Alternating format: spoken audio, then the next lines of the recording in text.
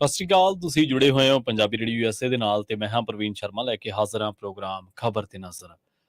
Punjabi radio USA ਦੇ ਇਸ programme ਦੇ ਵਿੱਚ ਆਪਾਂ ਗੱਲਬਾਤ ਕਰਾਂਗੇ ਕੁਝ ਖਾਸ ਖਬਰਾਂ ਦੇ ਬਾਰੇ, ਪਰ ਉਸ ਤੋਂ ਪਹਿਲਾਂ ਦੱਸਦੇ ਚੱਲੀਏ ਕਿ ਅੱਜ ਦਾ ਖਬਰ ਤੇ ਨਜ਼ਰ ਪ੍ਰੋਗਰਾਮ ਸਾਲ 2023 ਦੀ 4 ਜੁਲਾਈ ਦਾ ਪ੍ਰੋਗਰਾਮ ਹੈ ਤੇ ਦਿਨ ਅੱਜ ਮੰਗਲਵਾਰ ਹੈ।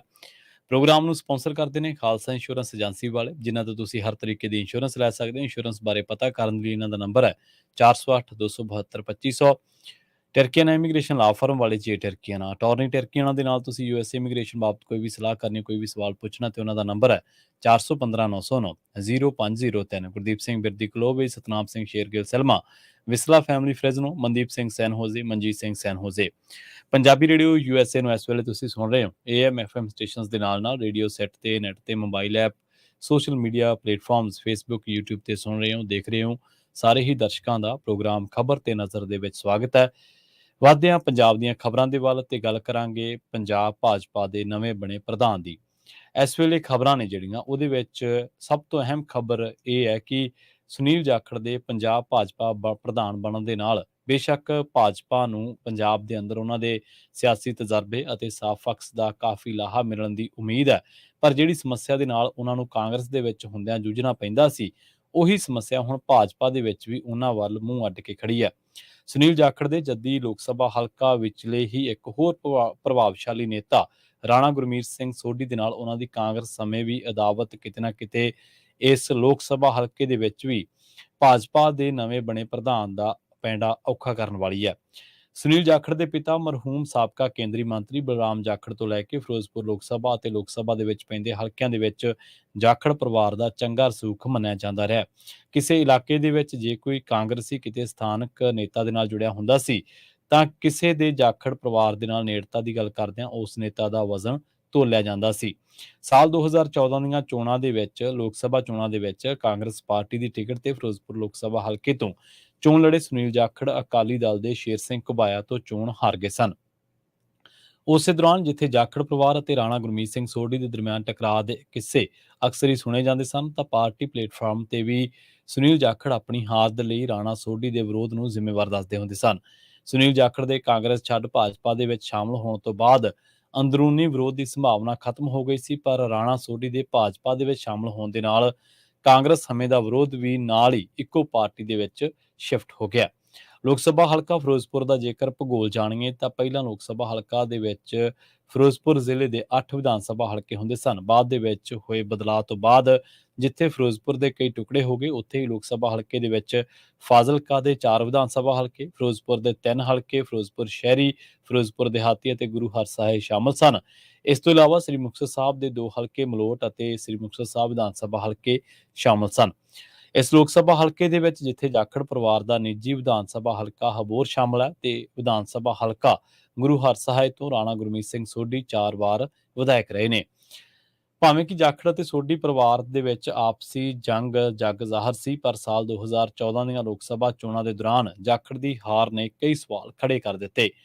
2014 ਦੇ ਵਿੱਚ ਸੁਨੀਲ ਜਾਖੜ ਨੂੰ ਉਂਝ ਤਾਂ 5 ਹਲਕਿਆਂ ਦੇ ਵਿੱਚ ਘੱਟ ਵੋਟਾਂ ਮਿਲੀਆਂ ਸਨ, ਪਰ ਵਿਧਾਨ ਸਭਾ ਹਲਕਾ ਗੁਰੂ ਹਰਸਹਾਏ, ਫਿਰੋਜ਼ਪੁਰ ਦੇਹਾਤੀ, ਜਲਾਲਾਬਾਦ ਅਤੇ ਮੁਕਤਸਰ ਸਾਹਿਬ ਤੋਂ ਵੋਟਾਂ ਘਟੀਆਂ ਤਾਂ ਰਾਣਾ ਸੋਢੀ ਦੇ ਪਰਿਵਾਰ ਤੇ ਦੋਸ਼ਾਂ ਦੀ ਝੜੀ ਲੱਗ ਗਈ। ਸੁਨੀਲ ਜਾਖੜ ਧੜੇ ਦੇ ਕਾਂਗਰਸੀਆਂ ਦੀ ਇਹੋ ਦਲੀਲ ਸੀ ਕਿ ਵਿਧਾਨ ਸਭਾ ਹਲਕਾ ਗੁਰੂ ਹਰਸਹਾਏ ਤੋਂ ਰਾਣਾ ਸੋਢੀ 2012 ਦੀ ਵਿਧਾਨ ਸਭਾ ਚੋਣ 21,000 ਤੋਂ ਵੱਧ ਵੋਟਾਂ ਦੇ ਫਰਕ ਦੇ ਨਾਲ ਜਿੱਤੇ ਸਨ, ਜਦਕਿ ਲੋਕ ਸਭਾ ਦੇ ਦੌਰਾਨ ਇੱਥੋਂ ਵੋਟਾਂ ਮੰਨਫੀ ਹੋ ਗਈਆਂ। ਜਾਖੜ ਸਮਰਥਕ 21,000 ਜਮ੍ਹਾਂ ਘਟੀਆਂ ਵੋਟਾਂ ਦੇ ਵੇਰਵੇ ਦੱਸ ਕੇ ਰਾਣਾ ਸੋਢੀ ਦੇ ਪਰਿਵਾਰ ਨੂੰ ਹੀ ਦੋਸ਼ੀ ਦੱਸਦੇ ਰਹੇ ਨੇ। ਇਸ ਤੋਂ ਇਲਾਵਾ ਸ੍ਰੀ ਮੁਕਤਸਰ ਸਾਹਿਬ ਤੋਂ ਰਾਣਾ ਪਰਿਵਾਰ ਦੀਆਂ ਰਿਸ਼ਤੇਦਾਰੀਆਂ ਦਾ ਚੰਗਾ ਰਸੂਖ, ਜਲਾਲਾਬਾਦ ਤੋਂ ਰਾਣਾ ਸੋਢੀ ਦੇ ਵੱਡੇ ਸਪੁੱਤਰ ਲਗਾਤਾਰ ਵਰਕਿੰਗ ਕਰਦੇ ਰਹੇ ਨੇ। ਗੁਰੂ ਹਰਸਹਾਏ ਉਹਨਾਂ ਦਾ ਨਿੱਜੀ ਹਲਕਾ ਤੇ ਫਿਰੋਜ਼ਪੁਰ ਦੇਹਾਤੀ ਦੇ ਵਿੱਚ ਵੀ ਚੰਗਾ ਰਸੂਖ ਹੋਣ ਕਰਕੇ ਇੱਥੋਂ ਦੀਆਂ ਘਟੀਆਂ ਵੋਟਾਂ ਦੇ ਲਈ ਜਾਖੜ ਧੜੇ ਨੇ ਸ਼ਰੇਆਮ ਰਾਣਾ ਸੋਢੀ ਖੇਮੇ ਨੂੰ ਉਹਨਾਂ ਦੀ ਹਾਰ ਦੇ ਲਈ ਜ਼ਿੰਮੇਵਾਰ ਦੱਸਿਆ ਸੀ। ਹੁਣ ਬਤੌਰ ਸੂਬਾ ਪ੍ਰਧਾਨ ਸੁਨੀਲ ਜਾਖੜ ਪਾਰਟੀ ਦੇ ਹੀ ਇੱਕ ਸੀਨੀਅਰ ਨੇਤਾ ਦੇ ਨਾਲ ਦਿਲ ਨੇੜੇ ਕਰਨਗੇ ਜਾਂ ਪਾਰਟੀ ਹਾਈਕਮਾਨ ਦੇ ਹੁਕਮਾਂ ਤੇ ਰਾਣਾ ਸੋਢੀ ਨੂੰ ਸੂਬਾ ਪ੍ਰਧਾਨ ਨੂੰ ਸਿਜਦਾ ਕਰਨਾ ਪਵੇਗਾ, ਇਹ ਤਾਂ ਆਉਣ ਵਾਲਾ ਸਮਾਂ ਹੀ ਦੱਸੇਗਾ। ਪਰ ਆਉਂਦਾ ਸਮਾਂ ਖਾਸ ਕਰਕੇ ਜੱਦੀ ਲੋਕ ਸਭਾ ਹਲਕੇ ਫਿਰੋਜ਼ਪੁਰ ਦੇ ਵਿੱਚ ਸੁਨੀਲ ਜਾਖੜ ਦਾ ਸਭ ਤੋਂ ਵੱਡਾ ਟੈਸਟ ਹੋਵੇਗਾ। ਇਹਦੇ ਨਾਲ ਹੀ ਭਾਰਤੀ ਜਨਤਾ ਪਾਰਟੀ ਪੰਜਾਬ ਦੀ ਕਮਾਂਡ ਕਾਂਗਰਸ ਛੱਡ ਭਾਜਪਾ ਦੇ ਵਿੱਚ ਸ਼ਾਮਲ ਹੋਏ ਨਿਧੜਕ ਆਗੂ ਸੁਨੀਲ ਜਾਖੜ ਦੇ ਹੱਥ ਫੜਾਉਂਦਿਆਂ ਉਸ ਨੂੰ ਪੰਜਾਬ ਭਾਜਪਾ ਦਾ ਬਾਲੀ ਬਣਾਇਆ ਗਿਆ। ਉਵੇਂ ਹੀ ਭਾਜਪਾ ਤੇ ਅਕਾਲੀ ਗੱਠਜੋੜ ਦੀਆਂ ਚਰਚਾਵਾਂ ਦਾ ਸਿਆਸੀ ਬਾਜ਼ਾਰ ਗਰਮ ਹੋ ਗਿਆ।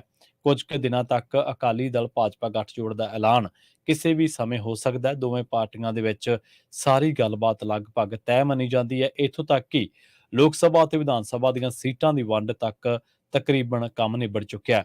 ਇਹ ਗੱਠਜੋੜ ਦਾ ਸਿਲਸਿਲਾ ਪ੍ਰਕਾਸ਼ ਸਿੰਘ ਬਾਦਲ ਦੀ ਮੌਤ ਤੋਂ ਸ਼ੁਰੂ ਹੋਇਆ ਸੀ, ਜਿਸ ਨੂੰ ਅਮਲੀ ਜਾਮਾ ਜਲੰਧਰ ਜ਼ਿਮਨੀ ਚੋਣ ਦੇ ਆਏ ਨਤੀਜਿਆਂ ਤੋਂ ਬਾਅਦ ਹੋਣਾ ਸ਼ੁਰੂ ਹੈ।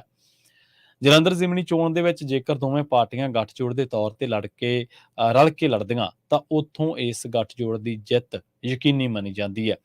ਅਜੋਕੇ ਸਮੇਂ ਦੀ ਜੇਕਰ ਗੱਲ ਕਰੀਏ ਤਾਂ ਬਕਾਇਦਾ ਤੌਰ ਤੇ ਵਿਦੇਸ਼ ਗਏ ਸੁਖਬੀਰ ਸਿੰਘ ਬਾਦਲ ਨੂੰ ਭਾਜਪਾ ਹਾਈ ਕਮਾਂਡ ਵੱਲੋਂ ਫੋਨ ਕਰਕੇ ਵਾਪਸ ਬੁਲਾ ਲਿਆ ਗਿਆ ਤੇ ਸੁਖਬੀਰ ਬਾਦਲ ਦਿੱਲੀ ਪਹੁੰਚ ਚੁੱਕੇ ਨੇ।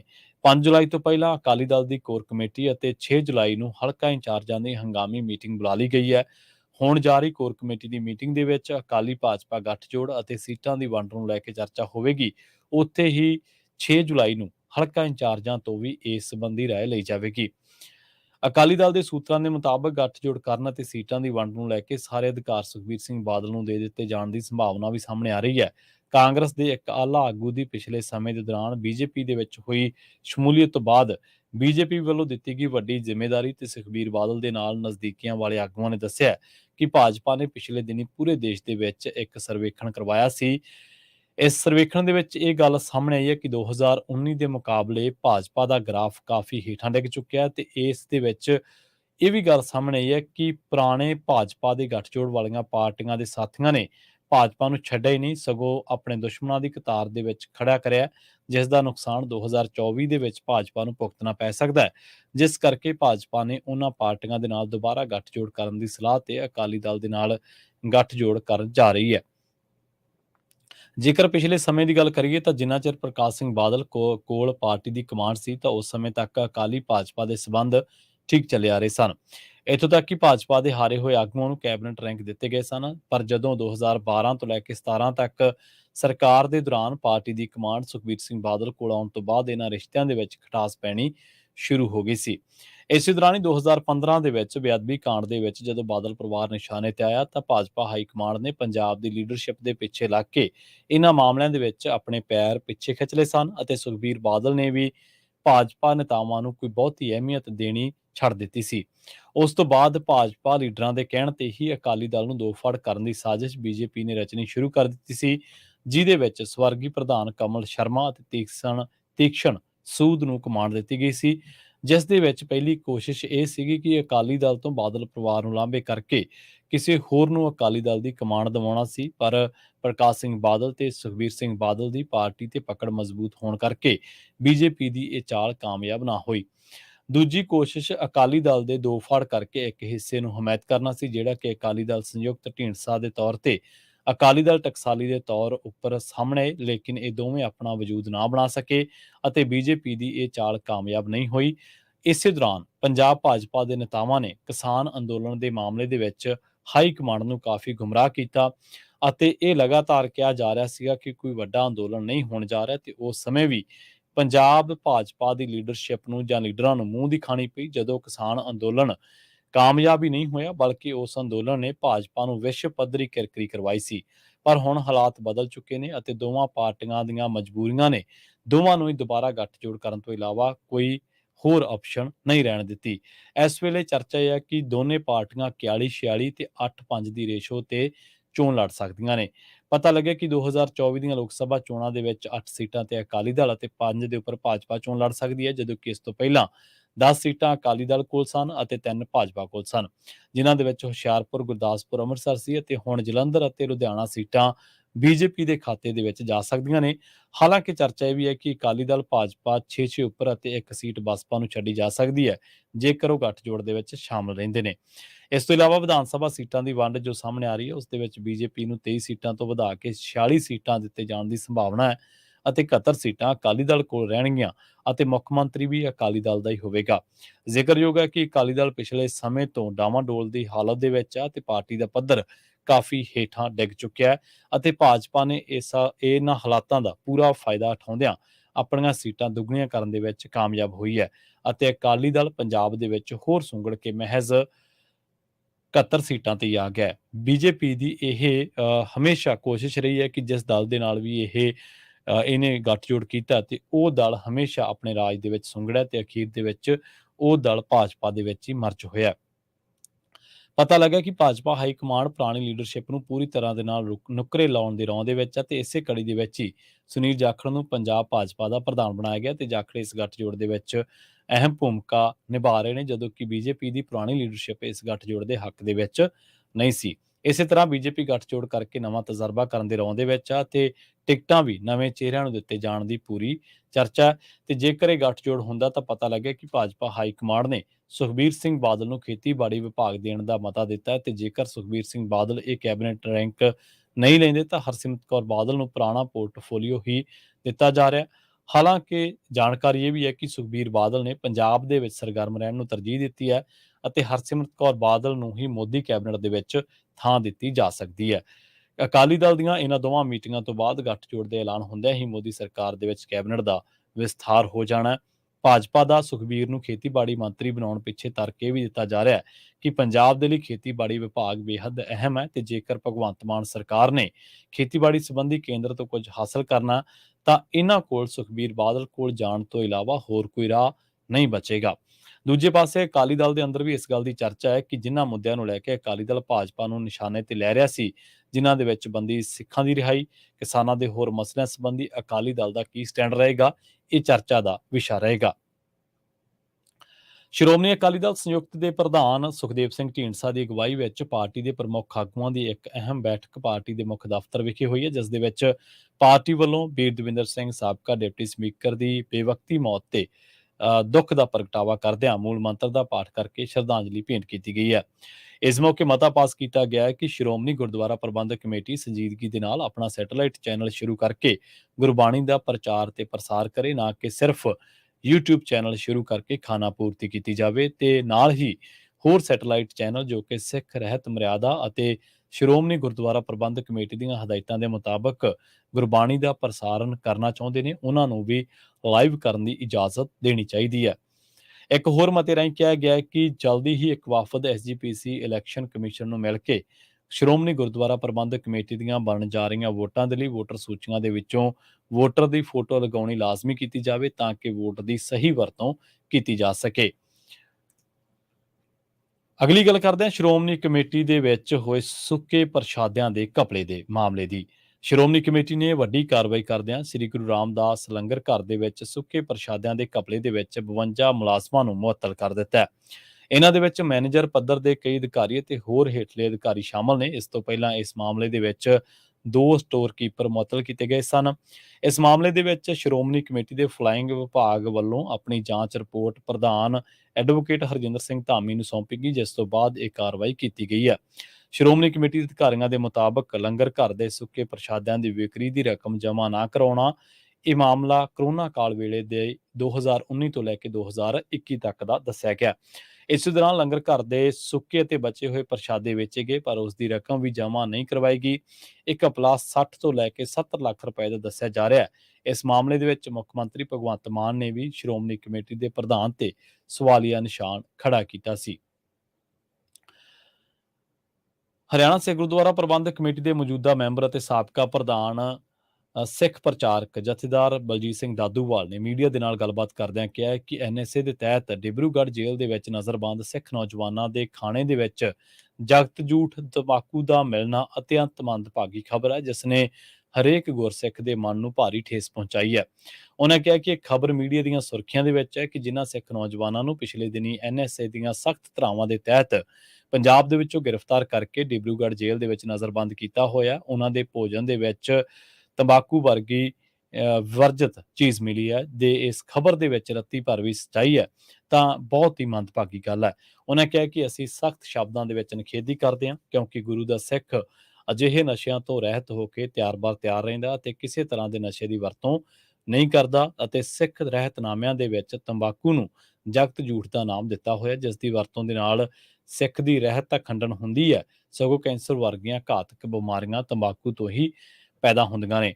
ਉਹਨਾਂ ਕਿਹਾ ਕਿ ਪੰਜਾਬ, ਅਸਾਮ ਅਤੇ ਕੇਂਦਰ ਸਰਕਾਰ ਦੀ ਜ਼ਿੰਮੇਵਾਰੀ ਬਣਦੀ ਹੈ ਕਿ ਸਿੱਖ ਨੌਜਵਾਨਾਂ ਦੇ ਭੋਜਨ ਦੇ ਵਿੱਚ ਮਿਲੇ ਤੰਬਾਕੂ ਘਟਨਾ ਦੀ ਬਰੀਕੀ ਦੇ ਨਾਲ ਜਾਂਚ ਕਰਵਾਈ ਜਾਵੇ। ਅਤੇ ਦੋਸ਼ੀਆਂ ਦੇ ਖਿਲਾਫ ਸਖਤ ਕਾਰਵਾਈ ਕੀਤੀ ਜਾਵੇ। ਜਥੇਦਾਰ ਬਲਜੀਤ ਸਿੰਘ ਦਾਦੂਵਾਲ ਨੇ ਕਿਹਾ ਕਿ NSA ਦੇ ਤਹਿਤ ਡਿਬਰੂਗੜ੍ਹ ਜੇਲ੍ਹ ਦੇ ਵਿੱਚ ਨਜ਼ਰਬੰਦ ਸਿੱਖ ਨੌਜਵਾਨਾਂ ਤੋਂ ਸਖਤ ਧਾਰਾਵਾਂ ਘਟਾ ਕੇ ਉਹਨਾਂ ਨੂੰ ਤੁਰੰਤ ਰਿਹਾ ਕੀਤਾ ਜਾਵੇ। ਗੱਲ ਕਰਦੇ ਹਾਂ ਕਾਂਗਰਸੀ ਆਗੂ ਨਵਜੋਤ ਸਿੰਘ ਸਿੱਧੂ ਦੇ ਬਿਆਨ ਦੀ। ਨਵਜੋਤ ਸਿੰਘ ਸਿੱਧੂ ਨੇ ਕਿਹਾ ਕਿ ਪੰਜਾਬ ਵਿਕ ਰਿਹਾ ਕਿਉਂਕਿ ਆਪ ਸਰਕਾਰ ਆਪਣੀ ਵੋਟ ਬੈਂਕ ਦੀ ਰਾਜਨੀਤੀ ਨੂੰ ਬਰਕਰਾਰ ਰੱਖਣਾ ਚਾਹੁੰਦੀ ਹੈ। ਉਹਨਾਂ ਕਿਹਾ ਕਿ ਹਰ ਕੋਸ਼ਿਸ਼ ਸੱਤਾ ਪ੍ਰਾਪਤੀ ਲਈ ਹੈ, ਨਾ ਕਿ ਸੂਬੇ ਦੇ ਲੋਕਾਂ ਦੀ ਭਲਾਈ ਲਈ। ਹੈਰਾਨੀ ਦੀ ਗੱਲ ਇਹ ਹੈ ਕਿ ਮੌਜੂਦਾ ਸਰਕਾਰ ਆਪਣੀ ਰਾਜਨੀਤੀ ਨੂੰ ਪੂਰਾ ਕਰਨ ਦੇ ਲਈ ਪੰਜਾਬ ਨੂੰ ਗਿਰਵੀ ਰੱਖਦਿਆਂ ਬਜਟ ਦੇ ਵਿੱਚ ਵਾਧੇ ਦੀ ਸ਼ੇਖੀ ਮਾਰਦੀ ਰਹੀ ਹੈ। ਮਤਲਬ ਕਿ ਖਰਚਿਆਂ ਦੇ ਵਿੱਚ ਵਾਧਾ ਪੰਜਾਬ ਦੇ ਲੋਕਾਂ ਤੋਂ ਬੇਸ਼ਰਮੀ ਦੇ ਨਾਲ ਛੁਪਾ ਰਹੀ ਹੈ ਕਿ ਇਹਨਾਂ ਖਰਚਿਆਂ ਦੀਆਂ ਲੋੜਾਂ ਨੂੰ ਪੂਰਾ ਕਰਨ ਦੇ ਲਈ ਉਧਾਰ ਕਰਜ਼ੇ ਹੀ ਸਰੋਤ ਬਚੇ ਨੇ ਅਤੇ 1 ਸਾਲ ਦੇ ਵਿੱਚ 30,000 ਕਰੋੜ ਤੋਂ ਵੱਧ ਕਰਜ਼ੇ। ਸਵਾਲ ਪੰਜਾਬ ਦੇ ਸਾਹਮਣੇ ਨੇ ਕਿ ਅਸੀਂ ਇਸ ਨੂੰ ਵਾਪਸ ਕਿਵੇਂ ਕਰਾਂਗੇ। ਅਰਵਿੰਦ ਕੇਜਰੀਵਾਲ ਅਤੇ ਉਸਦੇ ਹੁਕਮਰਾਨ ਆਗੂ ਭਗਵੰਤ ਮਾਨ ਨੇ ਉਹਨਾਂ ਕਿਹਾ ਕਿ ਰੇਤ, ਸ਼ਰਾਬ, ਜ਼ਮੀਨ, ਟਰਾਂਸਪੋਰਟ ਅਤੇ ਕੇਬਲ ਦੇ ਰਾਹੀਂ ਪੰਜਾਬ ਦੇ ਮਾਲਗੇ ਦੇ ਵਿੱਚ 50,000 ਕਰੋੜ ਤੋਂ ਵੱਧ ਦਾ ਵਾਧਾ ਕਰਨ ਦਾ ਵਾਅਦਾ ਕੀਤਾ ਸੀ। ਪਰ ਅਫਸੋਸ ਦੀ ਗੱਲ ਇਹ ਹੈ ਕਿ ਅੱਜ ਸਾਰੇ ਸੈਕਟਰਾਂ ਦੇ ਵਿੱਚ ਮਾਫੀਆ ਦੀ ਅਗਵਾਈ ਕਰਦੇ ਨੇ ਅਤੇ ਛੋਟੀਆਂ-ਮੋਟੀਆਂ ਤੇ ਛੋਟਿਆਂ-ਮੋਟਿਆਂ ਤੇ ਕਾਰਵਾਈਆਂ ਕਰਦੇ ਨੇ। ਉਹਨਾਂ ਕਿਹਾ ਕਿ ਖੁਦ ਨੂੰ ਪੰਜਾਬ ਦਾ ਸ਼ੁਭ ਚਿੰਤਕ ਕਹਿਣ ਵਾਲਾ ਭਗਵੰਤ ਮਾਨ ਆਪਣੇ ਮਨਘੜਤ ਸਿਆਸੀ ਮਨੋਰਥਾਂ ਦੀ ਪੂਰਤੀ ਦੇ ਲਈ ਪੰਜਾਬ ਦੀਆਂ ਆਉਣ ਵਾਲੀਆਂ ਪੀੜ੍ਹੀਆਂ ਦਾ ਬਹੁਤ ਵੱਡਾ ਨੁਕਸਾਨ ਕਰ ਰਿਹਾ ਹੈ। ਰੁਖ ਕਰਦੇ ਹਾਂ ਮੋਗਾ ਦਾ, ਜਿੱਥੇ ਨਗਰ ਨਿਗਮ ਦੇ ਵਿੱਚ ਕਾਂਗਰਸੀ ਮੇਅਰ ਨੀਤਕਾ ਭੱਲਾ ਦੇ ਖਿਲਾਫ ਬੇਭਰੋਸਗੀ ਮਤਾ ਪਾਸ ਕਰਵਾਉਣ ਦੀ ਅਗਨੀ ਪ੍ਰੀਖਿਆ ਦੇ ਵਿੱਚ ਵਿਧਾਇਕਾ ਡਾਕਟਰ ਅਮਨਦੀਪ ਕੌਰ ਅਰੋੜਾ ਸਫਲ ਰਹੀ ਹੈ। ਹੁਣ ਹਾਕਮ ਧਿਰ ਵੱਲੋਂ ਆਪਣੇ ਕੌਂਸਲਰ ਨੂੰ ਮੇਅਰ ਬਣਾਉਣ ਦਾ ਰਸਤਾ ਸਾਫ਼ ਹੋ ਗਿਆ। ਕੌਂਸਲਰਾਂ ਦੇ ਵੱਲੋਂ ਕਾਂਗਰਸੀ ਮੇਅਰ ਨੀਤਕਾ ਭੱਲਾ ਦੇ ਖਿਲਾਫ ਪੇਸ਼ ਕੀਤੇ ਗਏ ਬੇਭਰੋਸਗੀ ਮਤੇ ਉੱਤੇ ਜਦੋਂ ਬਹਿਸ ਹੋ ਰਹੀ ਸੀ ਤਾਂ ਇਸੇ ਦੌਰਾਨ ਨੀਤਕਾ ਭੱਲਾ ਨੂੰ 7 ਕੌਂਸਲਰਾਂ ਦਾ ਸਮਰਥਨ ਹੀ ਮਿਲ ਸਕਿਆ। ਕੁੱਲ 50 ਕੌਂਸਲਰਾਂ ਦੇ ਵਿੱਚੋਂ 2 ਕੌਂਸਲਰ ਦੇ ਵਿੱਚੋਂ ਇੱਕ ਵਿਦੇਸ਼ ਦੇ ਵਿੱਚ ਹੈ ਤੇ ਦੂਜਾ ਕੌਂਸਲਰ ਗੈਰ ਹਾਜ਼ਰ ਆ। ਇਸ ਮੌਕੇ ਪੁਲਿਸ ਵੱਲੋਂ ਸਖਤ ਸੁਰੱਖਿਆ ਪ੍ਰਬੰਧ ਕੀਤੇ ਹੋਏ ਸਨ। ਇਸੇ ਪ੍ਰਕਿਰਿਆ ਦੇ ਦੌਰਾਨ ਆਮ ਲੋਕਾਂ ਦਾ ਨਿਗਮ ਅੰਦਰ ਦਾਖਲਾ ਬੰਦ ਰਿਹਾ। ਇਸੇ ਦੌਰਾਨ ਹੀ senior deputy mayor Praveen Kumar ਅਤੇ ਡਿਪਟੀ ਮੇਅਰ ਅਸ਼ੋਕ ਧਮੀਜਾ ਅਤੇ ਵਿੱਤ ਕਮੇਟੀ ਦੇ ਖਿਲਾਫ ਬੇਭਰੋਸਗੀ ਮਤਾ ਕੋਰਮ ਪੂਰਾ ਨਾ ਹੋਣ ਕਰਕੇ ਰੱਦ ਹੋ ਗਿਆ। ਇਸ ਮੌਕੇ ਮੇਅਰ ਦੇ ਅਹੁਦੇ ਤੋਂ ਫਾਰਗ ਹੋਣ ਤੋਂ ਬਾਅਦ ਨੀਤਕਾ ਭੱਲਾ ਨੇ ਸਾਰੇ ਸ਼ਹਿਰ ਵਾਸੀਆਂ, ਕੌਂਸਲਰਾਂ ਤੇ ਸਾਰੀਆਂ ਸਿਆਸੀ ਪਾਰਟੀਆਂ ਦਾ ਧੰਨਵਾਦ ਕਰਦੇ ਹੋਏ ਦਾਅਵਾ ਕੀਤਾ ਕਿ ਉਹਨਾਂ ਨੇ ਆਪਣਾ ਕਰੀਬ 2.25 ਸਾਲ ਦਾ ਕਾਰਜਕਾਲ ਇਮਾਨਦਾਰੀ ਦੇ ਨਾਲ ਨਿਭਾਇਆ। ਹਾਕਮ ਧਿਰ ਆਪਣੇ ਸਮਰਥਕ ਕੌਂਸਲਰਾਂ ਨੂੰ 3 ਦਿਨ ਪਹਿਲਾਂ ਹੀ ਬੱਸ ਦੇ ਰਾਹੀਂ ਹਿਮਾਚਲ ਪ੍ਰਦੇਸ਼ ਦੀ ਸੈਰ ਦੇ ਲਈ ਲੈ ਗਈ ਸੀ। ਇਹ ਬੱਸ ਅੱਜ ਸਿੱਧੀ ਨਗਰ ਨਿਗਮ ਦਫ਼ਤਰ ਦੇ ਵਿੱਚ ਵਾੜੀ ਗਈ। ਨਗਰ ਨਿਗਮ ਦੇ ਵਿੱਚ ਕੌਂਸਲਰਾਂ ਦੀ ਦਲ ਬਦਲੀ ਨੇ ਪਿਛਲੀਆਂ ਸਾਰੀਆਂ ਚੋਣਾਂ ਦੇ ਰਿਕਾਰਡ ਤੋੜ ਦਿੱਤੇ ਨੇ। ਦੱਸਦੇ ਚੱਲੀਏ ਕਿ 2 ਵਰ੍ਹੇ ਪਹਿਲਾਂ ਅਪ੍ਰੈਲ 2021 ਦੇ ਵਿੱਚ ਹੋਈਆਂ ਨਗਰ ਨਿਗਮ ਚੋਣਾਂ ਦੇ ਵਿੱਚ ਹਾਕਮ ਧਿਰ ਹਾਰ ਗਈ ਸੀ। ਕੁੱਲ 50 ਦੇ ਵਿੱਚੋਂ ਕਾਂਗਰਸ ਦੇ 20, ਅਕਾਲੀ ਦਲ ਦੇ 15, ਆਪ ਦੇ 4, ਭਾਜਪਾ ਦਾ 1 ਤੇ ਆਜ਼ਾਦ ਉਮੀਦਵਾਰ 10 ਜਿੱਤੇ ਸਨ। ਇੱਕ ਆਮ ਆਦਮੀ ਪਾਰਟੀ ਦੇ ਆਗੂ ਨੇ ਕਿਹਾ ਕਿ ਪਾਰਟੀ ਟਿਕਟ ਉੱਤੇ ਜਿੱਤੇ ਕੌਂਸਲਰਾਂ ਦੇ ਵਿੱਚ ਅਕਾਲੀ ਪਿਛੋਕੜ ਵਾਲੇ ਕੌਂਸਲਰ ਨੂੰ ਮੇਅਰ ਬਣਾਉਣ ਉੱਤੇ ਇਤਰਾਜ਼ ਹੈ ਤੇ ਭਵਿੱਖ ਦੇ ਵਿੱਚ ਇਹ ਪਾਰਟੀ ਦੇ ਲਈ ਵੀ ਘਾਤਕ ਸਿੱਧ ਹੋ ਸਕਦਾ ਹੈ। ਹਾਲ ਹੀ ਦੇ ਵਿੱਚ ਇਸ ਕੌਂਸਲਰ ਨੇ ਮੇਅਰ ਦੀ ਕੁਰਸੀ ਦੇ ਲਾਲਚ ਦੇ ਵਿੱਚ ਪਾਰਟੀ ਦਾ ਪੱਲਾ ਗਲ ਪਵਾਇਆ। ਇਹ ਕੌਂਸਲਰ ਅਮੀਰ ਹੋਣ ਕਰਕੇ ਪਾਰਟੀ ਆਗੂ ਵੀ ਉਸ ਨੂੰ ਤਰਜੀਹ ਦੇ ਰਹੇ ਨੇ। ਉਹਨੇ ਕਿਹਾ ਕਿ ਪਾਰਟੀ ਆਪਣੇ ਕੌਂਸਲਰਾਂ ਨੂੰ ਨਜ਼ਰਅੰਦਾਜ਼ ਕਰ ਰਹੀ ਹੈ ਤੇ ਮੇਅਰ ਵੀ ਪਾਰਟੀ ਚੋਣ ਨਿਸ਼ਾਨ ਉੱਤੇ ਜਿੱਤੇ ਕੌਂਸਲਰਾਂ ਨੂੰ ਬਣਾਉਣਾ ਪਾਰਟੀ ਹਿੱਤ ਦੇ ਵਿੱਚ ਹੋਵੇਗਾ। ਰੁਖ ਕਰਦੇ ਹਾਂ ਕੁਝ ਕੌਮੀ ਖਬਰਾਂ ਦਾ। ਮੁੰਬਈ ਆਗਰਾ ਹਾਈਵੇ ਤੇ ਪਲਾਸਨੇਰ ਨੇੜੇ ਇੱਕ ਭਿਆਨਕ ਸੜਕ ਹਾਦਸਾ ਵਾਪਰਿਆ। ਪਤਾ ਲੱਗਿਆ ਕਿ ਇਸ ਹਾਦਸੇ ਦੇ ਵਿੱਚ 12 ਲੋਕਾਂ ਦੀ ਮੌਤ ਹੋਈ ਹੈ ਅਤੇ 10 ਤੋਂ ਵੱਧ ਜ਼ਖਮੀ ਦੱਸੇ ਜਾ ਰਹੇ ਨੇ। ਖਬਰਾਂ ਦੇ ਮੁਤਾਬਕ ਦੁਪਹਿਰ 12 ਵਜੇ ਦੇ ਕਰੀਬ ਪਾਲਸਨੇਰ ਪਿੰਡ ਜਿਹੜਾ ਉਹ ਮੁੰਬਈ ਆਗਰਾ ਹਾਈਵੇ ਤੋਂ ਇੱਕ ਕੰਟੇਨਰ ਉੱਥੋਂ ਦੀ ਲੰਘ ਰਿਹਾ ਸੀ। ਇਸੇ ਦੌਰਾਨ ਗੱਡੀ ਦੀ ਬ੍ਰੇਕ ਫੇਲ ਹੋ ਗਈ ਅਤੇ ਗੱਡੀ ਇੱਕ ਹੋਟਲ ਦੇ ਅੰਦਰ ਜਾ ਵੜੀ ਸੀ। ਇਸ ਹਾਦਸੇ ਦੇ ਵਿੱਚ 12 ਲੋਕਾਂ ਦੀ ਮੌਕੇ ਤੇ ਹੀ ਮੌਤ ਹੋ ਗਈ ਅਤੇ ਦਰਜਨ ਦੇ ਕਰੀਬ ਲੋਕ ਜ਼ਖਮੀ ਦੱਸੇ ਗਏ ਨੇ। ਜ਼ਖਮੀਆਂ ਦੇ ਵਿੱਚੋਂ ਕੁਝ ਦੀ ਹਾਲਤ ਗੰਭੀਰ ਦੱਸੀ ਜਾ ਰਹੀ ਹੈ। ਪਤਾ ਲੱਗਿਆ ਕਿ ਸਥਾਨਕ ਲੋਕਾਂ ਦੀ ਮਦਦ ਦੇ ਨਾਲ ਜ਼ਖਮੀਆਂ ਨੂੰ ਨੇੜੇ ਦੇ ਹਸਪਤਾਲ ਦੇ ਵਿੱਚ ਭਰਤੀ ਕਰਵਾਇਆ ਗਿਆ ਅਤੇ ਉਹਨਾਂ ਦਾ ਇਲਾਜ ਸ਼ੁਰੂ ਹੋ ਗਿਆ। ਗੱਲ ਕਰਦੇ ਹਾਂ ਬਿਹਾਰ ਦੀ ਰਾਜਨੀਤੀ ਦੀ। CBI ਨੇ ਜ਼ਮੀਨ ਬਦਲੇ ਨੌਕਰੀ ਘੁਟਾਲਾ ਮਾਮਲੇ ਦੇ ਵਿੱਚ ਬਿਹਾਰ ਦੇ ਉਪ ਮੁੱਖ ਮੰਤਰੀ ਤੇਜਸਵੀ ਯਾਦਵ, ਉਹਨਾਂ ਦੇ ਪਿਤਾ ਤੇ ਸਾਬਕਾ ਕੇਂਦਰੀ ਰੇਲ ਮੰਤਰੀ ਲਾਲੂ ਪ੍ਰਸਾਦ ਯਾਦਵ, ਉਹਨਾਂ ਦੀ ਮਾਤਾ ਤੇ ਬਿਹਾਰ ਦੀ ਸਾਬਕਾ ਮੁੱਖ ਮੰਤਰੀ ਰਾਬੜੀ ਦੇਵੀ ਦੇ ਖਿਲਾਫ ਦੋਸ਼ ਪੱਤਰ ਦਾਇਰ ਕੀਤਾ। ਅਧਿਕਾਰੀਆਂ ਨੇ ਦੱਸਿਆ ਕਿ ਇਸ ਮਾਮਲੇ ਦੇ ਵਿੱਚ ਇਹ ਦੂਜਾ ਦੋਸ਼ ਪੱਤਰ ਹੈ। ਇਸ ਦੋਸ਼ ਪੱਤਰ ਦੇ ਵਿੱਚ ਯਾਦਵ ਪਰਿਵਾਰ ਤੋਂ ਇਲਾਵਾ 14 ਹੋਰ ਵਿਚੋਲਿਆਂ ਦੇ ਨਾਂ ਵੀ ਦਰਜ ਕੀਤੇ ਗਏ ਨੇ ਅਤੇ ਇਹ ਪਹਿਲਾ ਦੋਸ਼ ਪੱਤਰ ਦਾਇਰ ਕੀਤੇ ਜਾਣ ਤੋਂ ਬਾਅਦ ਸਾਹਮਣੇ ਆਏ ਦਸਤਾਵੇਜ਼ਾਂ ਅਤੇ ਸਬੂਤਾਂ ਤੇ ਆਧਾਰਿਤ ਹੈ। ਸੀਬੀਆਈ ਦੀ ਵਿਸ਼ੇਸ਼ ਅਦਾਲਤ ਦੇ ਵਿੱਚ ਦਾਇਰ ਇਸ ਦੋਸ਼ ਪੱਤਰ ਦੇ ਵਿੱਚ ਮੁਲਜ਼ਮਾਂ ਦੀਆਂ ਕਥਿਤ ਭੂਮਿਕਾਵਾਂ ਦਾ ਜ਼ਿਕਰ ਹੈ। ਸੀਬੀਆਈ ਵੱਲੋਂ ਲਗਾਏ ਗਏ ਦੋਸ਼ ਦੇ ਮੁਤਾਬਕ ਲਾਲੂ ਪ੍ਰਸਾਦ ਯਾਦਵ ਨੇ 2004 ਦੇ ਵਿੱਚ 2009 ਤੱਕ ਇਸੇ ਦਰਮਿਆਨ ਯੂਪੀਏ ਸਰਕਾਰ ਦੇ ਕਾਰਜਕਾਲ ਦੇ ਦੌਰਾਨ ਬਿਨਾਂ ਕਿਸੇ ਇਸ਼ਤਿਹਾਰ ਜਾਂ ਜਨਤਕ ਨੋਟਿਸ ਦੇ ਨਿਯਮਾਂ ਅਤੇ ਪ੍ਰਕਿਰਿਆਵਾਂ ਦੀ ਉਲੰਘਣਾ ਕਰਕੇ ਆਪਣੇ ਚਹੇਤਿਆਂ ਨੂੰ ਰੇਲਵੇ ਦੇ ਵਿੱਚ ਨੌਕਰੀਆਂ ਦਿੱਤੀਆਂ ਸਨ। ਰੁਕ ਕਰਦੇ ਹਾਂ ਭੋਪਾਲ ਦਾ। ਆਦੀਵਾਸੀ ਭਾਈਚਾਰੇ ਦੇ ਲੋਕ ਅੱਜ ਵੀ ਤਸ਼ੱਦਦ ਸਹਿ ਰਹੇ ਨੇ। ਸੋਸ਼ਲ ਮੀਡੀਆ ਤੇ ਵਾਇਰਲ ਹੋ ਰਹੀ ਇੱਕ ਵੀਡੀਓ ਦੇ ਵਿੱਚ ਇਸੇ ਤਰ੍ਹਾਂ ਦਾ ਹਾਲ ਜਿਹੜਾ ਉਹ ਦੇਖਿਆ ਜਾ ਸਕਦਾ ਹੈ। ਇਹ ਵੀਡੀਓ ਇਨਸਾਨੀਅਤ ਨੂੰ ਸ਼ਰਮਸਾਰ ਕਰਨ ਵਾਲੀ ਹੈ।